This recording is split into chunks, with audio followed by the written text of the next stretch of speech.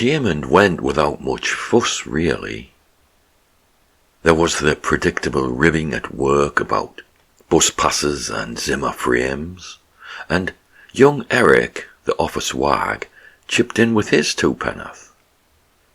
He announced, in a sober tone, that as I had now turned 60, I would be required by law to display a trilby hat in the rear window of my car to alert those behind that my reactions may not be as sharp as they once were.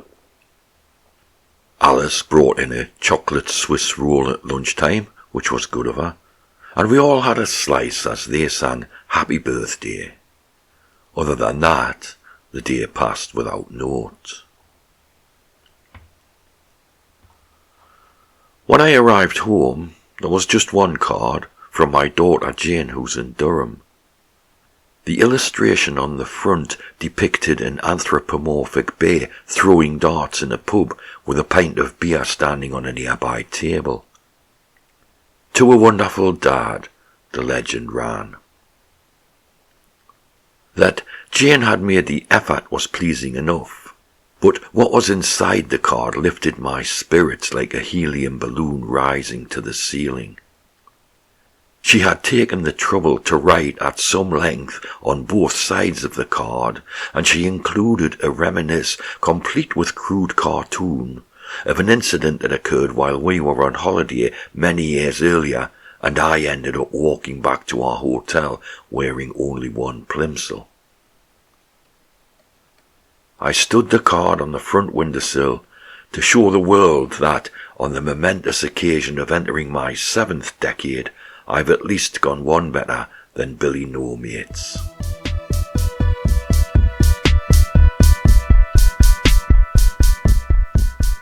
Still, who bothers with cards these days? The old guard who marked birthdays on the calendar and sent cards off in good time have all passed. My dear wife, Frances, both parents, all grandparents and in-laws, Sister Beverly, Aunt Charlotte, all of them gone. When they were around, birthdays were big deals, and neglecting to send a card was cause for a level of disgrace that was on a par with being had up for shoplifting from the co-op. I remember that when my big day came around, there would be a cluster of upright cards on the windowsill that resembled a city skyline. Proper traditional cards as well they were, in pastel hues, often whimsical and never smutty. Mind, there are 2 greeting card shops in the local mall, so I suppose there must still be demand. Of course, time marches on, and in today's high-tech world, many birthday wishes are sent electronically. They say it's the thought that counts, but the greeting I received from my grandson Charlie this morning really ruffled my feathers. It was a text message that comprised just 8 characters, the letters all capitals, and it read, HPY space BDY space M8, which I believe translates as Happy Birthday, Mate. Now, I understand that text abbreviations have their place because of the limited number of characters allowed, but this reads more like a car number plate than a loving birthday wish from a grandson to his grandfather. And who calls a granddad mate? This lack of effort will be reflected in the reverse fixture next month when he turns 16. He may bank on it. I don't actually own a mobile phone. Never had one. But Charlie's staying with me just now because his mother isn't well, so we've fired up one of Jane's old ones for me to use. This way I can keep in touch with both of them. As telecommunication technology advanced, I stayed loyal to my tried and trusted landline, and in allowing the mobile revolution to pass me by, I have to admit that I'm hopelessly out of touch as to the whys and wherefores of text messaging. When I showed Charlie's birthday message to Alice at work, I was astonished that she seemed less concerned with his lack of application than with my reply.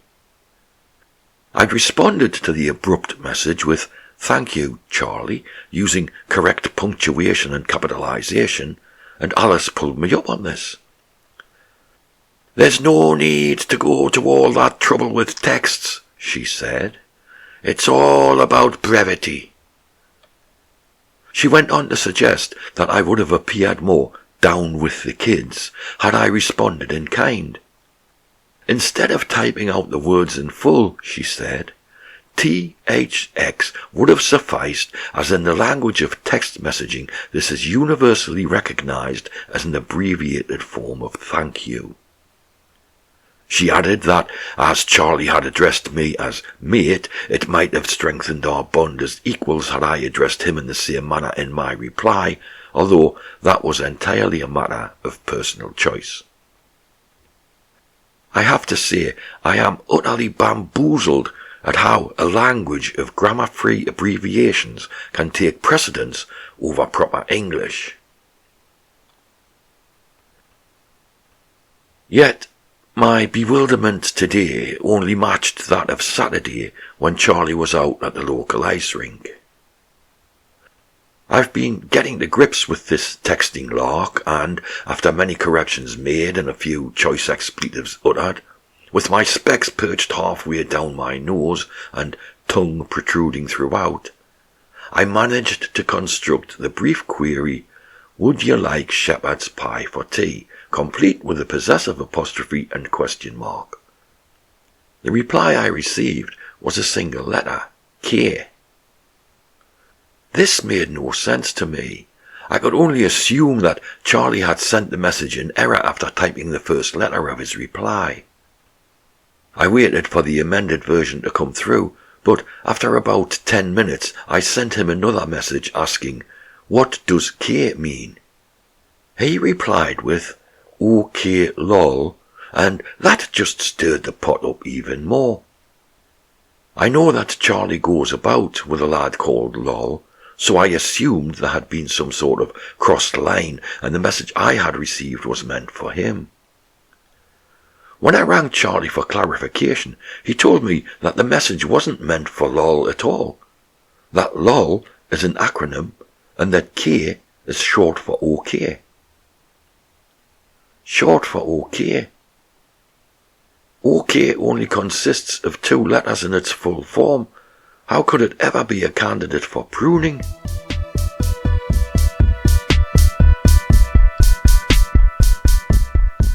Charlie won't be home till 5 because he has a football game after school. Well, he's football daft. I suppose he gets that from me, as I got him his first football when he was a toddler, and as he grew up, we spent many a happy hour kicking a ball about on the green at the local park. It only seems like yesterday that Jane blurted out to Frances that she was pregnant.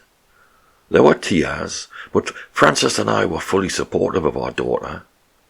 Of course, we were disappointed that Jane would be tied down at such a young age, 18. But that disappointment was doubled when we met the prospective father, who was introduced to us as Spike. He was a disagreeable sort, slicked back greasy hair and his jaw in perpetual motion through gum chewing. Looked like an extra from West Side Story. He played bass guitar in a band with a young girl singer, and he swore like a sailor. Also, his jacket smelled of what I believed to be pot. He was, though, part of the family, so to show our support, Frances and I went to see his band perform in a local pub one night. It was an awful racket, not my cup of tea at all, but then I listened to classical in the car. What I did notice that night was a definite chemistry between Spike and the singer. I suspected there might be something going on between them, but I kept those thoughts to myself. Sure enough though, a year or so later, with Spike's band not having achieved anything of note, my suspicions were confirmed when Jane took Charlie home after visiting us one day to find a Dear John letter waiting, or in this case, Dear Jane. It said that he was moving to London with the girl singer to make it big. And so, when he was 2 years old, I became Charlie's father figure and regular football partner. The absconding parent had left Jane with several huge bills and a motorbike with a seized engine, and we never heard from him again. Even the child support agency had been unable to trace him. Mind, he never showed up on Top of the Pops either, so I suppose he's still out there, chewing gum and chasing the dream.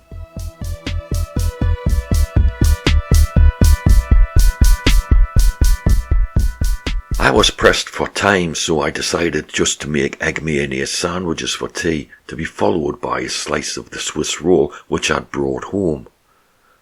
I was peeling a very hot egg when I jumped in fright at the sound of an incoming message. The text alert on Jane's phone is 4 rapid knocks like there's someone at the door. I wiped my hands and read the message, which was from Charlie. Time we go to hosp, it said.